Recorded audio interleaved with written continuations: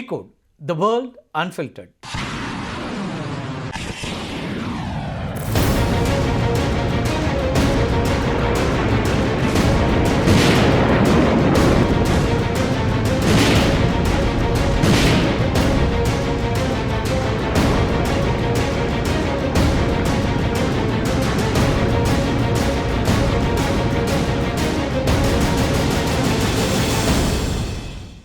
Iran போரில் அமெரிக்க அதிபர் Donald ட்ரம்ப்பை பாதுகாப்பு அமைச்சர் பீட் ஹெக்ஸெத் தவறாக வழிநடத்துவதாக சந்தேகம் எழுப்பியிருக்கிறார் துணை அதிபர் ஜேடி வான்ஸ். ஈரானுக்கு எதிரான போரில் அமெரிக்காவுடைய ஏவுகணை மற்றும் ஆயுத இருப்பு மிக வேகமாக தீர்ந்து வருவதாகவும் வான்ஸ் கவலை தெரிவிச்சிருக்கிறார். குறிப்பாக சீனாவுக்கு எதிராக மோதல் ஏற்பட்டுச்சு அப்படின்னா தேவைப்படக்கூடிய முக்கியமான ஆயுதங்கள் தற்போது ஈரானுக்கு எதிராக பயன்படுத்தப்படுறத வான்ஸ் சுட்டிக்காட்டி அமெரிக்க பாதுகாப்புத்துறைக்கு எச்சரிக்கை கொடுத்திருக்கிறார். ஆனால் இதற்கு நேர்மாறாக அமெரிக்காவுடைய ஆயுத கிடங்கு மிகவும் வலுவாக இருப்பதாகவும் ஈரான் படைகளுக்கு பெரும் சேதம் விளைவிக்கப்பட்டுள்ளதாகவும் ஹெக்ஸெத் பொதுவெளியில சொல்லிட்டு இருக்கிறார்.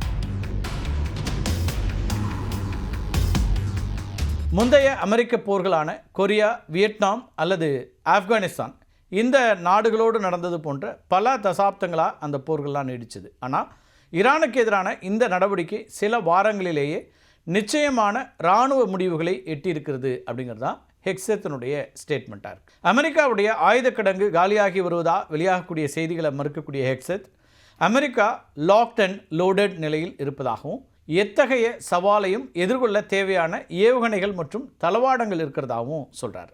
ஆனால் ஹெக்ஸெத் கூற்றுகளையும் அறிவிப்புகளையும் வெற்று பிம்பம் அப்படின்னு சொல்கிறாரு துணை அதிபர் வான்ஸ். அமெரிக்கா ஏற்கனவே சுமார் 1000 ஸ்டெல்த் க்ரூஸ் ஏவுகணைகளையும் ஸ்டெல்த் க்ரூஸ் மிசைல்ஸ் இருக்கு இல்லையா அதேபோல் 1200 பேட்ரியாட்டிக் இன்டர்செப்டர்ஸையும் பயன்படுத்தி விட்டதாக பல அமெரிக்க ஊடகங்கள் தெரிவிக்கின்றன. இந்த எண்ணிக்கை அமெரிக்காவுடைய மொத்த இருப்பில் 50% மேலே கணக்கிடப்படுது.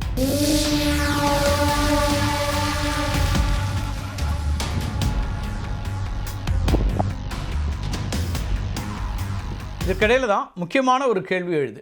ஈரான் போர் குறித்து ட்ரம்ப் கிட்ட தவறான தகவல் அளிக்கப்படுகிறதா அப்படிங்கிற ஒரு கேள்வி எழுது. பென்டகன் தலைவராக இருக்கக்கூடிய ஹெக்ஸெத் அதிபர் ட்ரம்ப்புக்கு விக்டரி நரேட்டிவை மட்டுமே சொல்லி வருகிறார் அப்படிங்கிறது தான் வான்ஸ் தரப்பினுடைய கருத்தாக இருக்குது.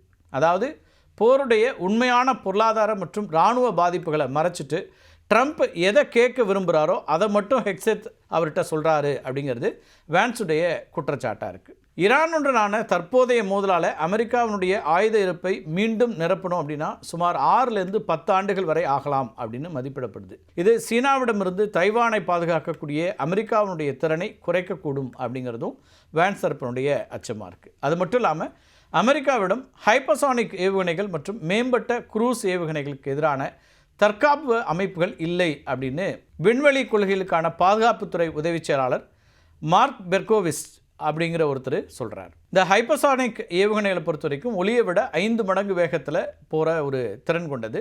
அது மட்டும் இல்லாமல் பயணித்துட்டு இருக்கும் போதே பாதையை மாற்றிக்கொள்ளக்கூடிய திறன் கொண்டவை இந்த ஹைப்பர்சானிக் மிசைல்ஸ்.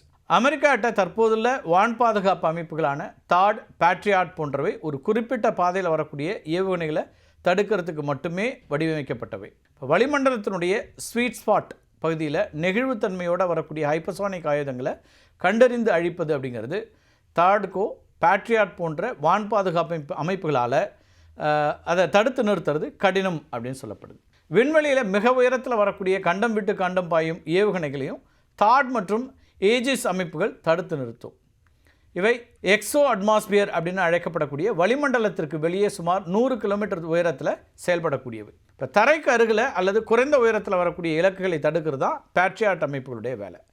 இந்த பேட்ரியாட் அமைப்பு என்ன பண்ணுன்னா 20 to 30 கிலோமீட்டர் உயரத்திற்குள்ளே செயல்படும். இப்போ ஹைப்பர்சானிக் ஏவுகணைகள் சரியாக 30 கிலோமீட்டர்லேருந்து 70 கிலோமீட்டர் வரையிலான இடைவெளியில் பறக்கக்கூடியவை. இந்த ஸ்வீட் ஸ்பாட் அப்படின்னு அழைக்கப்படக்கூடிய இந்த உயரம் இருக்கு இல்லையா, இது விண்வெளி பாதுகாப்பு அமைப்புகளுக்கு மிகவும் தாழ்வானது, சாதாரண வான் பாதுகாப்பு அமைப்புகளுக்கு மிகவும் உயரமானது. இந்த இடைவெளியை நிரப்புறதுக்கு டொனால்ட் ட்ரம்ப் சுமார் $180 பில்லியன் மதிப்பிலான கோல்டன் டோம் அப்படிங்கிற ஒரு புதிய ஏவுகணை கவச திட்டத்தை முன்மொழிஞ்சிருக்கிறார்.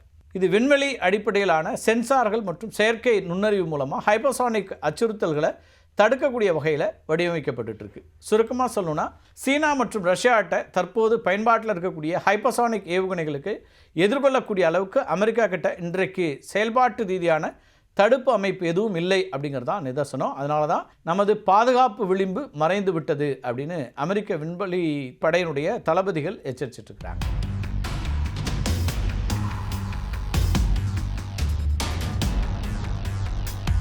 வான்ஸ் மற்றும் ஹெக்ஸத் இடையிலான உரசல்கள் ஒரு பக்கம் இருக்கு. போர் குறித்து முடிவெடுப்பதற்கான காலக்கெடுவும் விரைவில் முடிவடைய இருக்கு. அமெரிக்க அரசியலமைப்பின்படி அதிபர் ஒரு நாட்டின் மீது போர் தொடுக்க நாடாளுமன்றத்தினுடைய ஒப்புதல் அப்படிங்கிறது ரொம்ப முக்கியம். ட்ரம்ப் ஈரானுக்கு எதிராக தொடங்கிய இராணுவ நடவடிக்கைகள் தற்காலிக அனுமதியின் கீழ் தான் நடந்துட்டு இருக்கு. அந்த அனுமதி அல்லது வார் பவர்ஸ் ரெசல்யூஷன் அதுக்கான காலக்கெடுங்கிறது மே 1 முடியுது. இதுக்குள்ளே ட்ரம்ப் காங்கிரஸில், அங்கே அமெரிக்கா காங்கிரஸ் இருக்கு இல்லையா, அந்த அமைப்பில் முறையான போர் அறிவிப்புக்கான ஒப்புதலை பெறணும் அல்லது ஈரான் மீதான தாக்குதலை நிறுத்தணும். இந்த காலக்கெடு நெருங்கிறதுனால தான் ஜேடி வான்ஸ் இப்போது ஆயுத இருப்பு குறித்த சந்தேகங்களை எழுப்புகிறார்.